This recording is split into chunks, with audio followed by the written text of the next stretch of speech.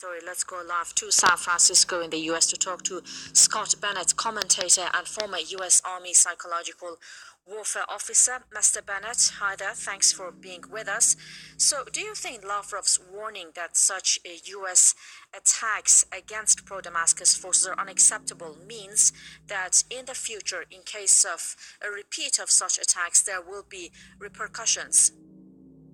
Well, repercussions are the only things that the United States government and the military understand. And I think President Putin and Lavrov are smart enough and patient enough to play this very coolly and in a long-term objective in mind. However, the time has come for Russia to be very direct and very blunt and communicate to Washington in the only language that it understands, and that is violence and defeat.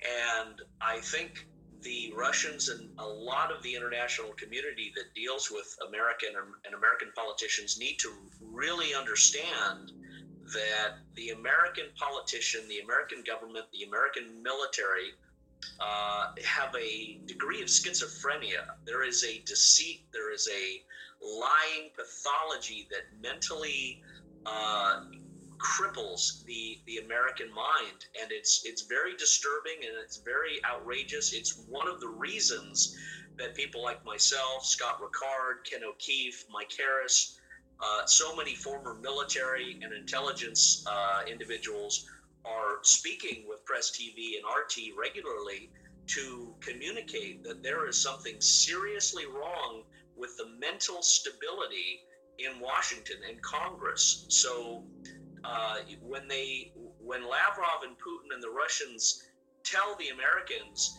you need to stop bombing Syrian government forces because they are the ones fighting against ISIS, so you're either incompetent or hypocrites.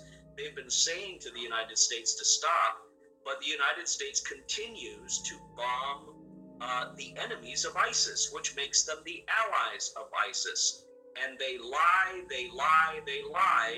and they continuously follow the same pattern of siding with Saudi Arabia, siding with the Wahhabi fanatics, and really siding against the American people. So one of the things that Russia needs to do is communicate very directly to the president, President Trump, and say, Mr. President, your military is off the chain. It's gone rogue. It's not listening to you. It doesn't consider you a leader.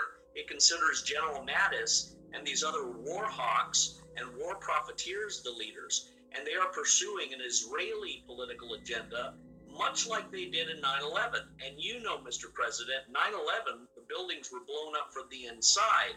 You know this. Mr. Bennett, if I may jump in here and go back to one good point that you mentioned, the issue of lies that the U.S. has been saying. We had, as in the news, the U.S. has at least on 3 different occasions launched airstrikes against the pro-Damascus forces, not to mention airstrikes on Syrian cities, which have entailed huge civilian casualties.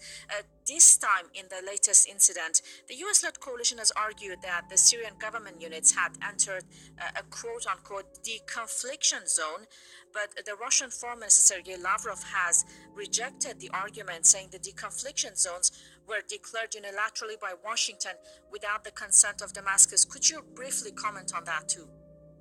Well, the deconfliction zones are simply a foothold that the U.S. is going to use to continue its agenda to remove Assad.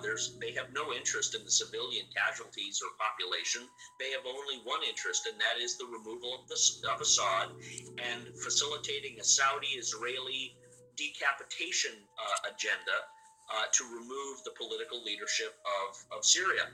Russia can fix the problem very easily by saying Russian planes, Russian soldiers, Russian tanks will accompany every Syrian soldier, every Syrian tank, period. And that stops the United States from bombing and killing Syrians, because then they're at risk for bombing and killing Russians. And Russia needs to say that in the United Nations. It needs to stand up before every country on the planet and say, we will not allow the United States to turn Syria into another Libya. And we are going to be shadowing every Syrian military operation to protect them. So if the United States thinks it can get away with war crimes, if it kills a single Russian soldier, it's an act of war. If it bombs a single Russian tank that's with a Syrian tank, it's an act of war. The American people don't want that, and they didn't elect the president to pursue that. So thank you so much. Careful, Mr. President. Thank you so much.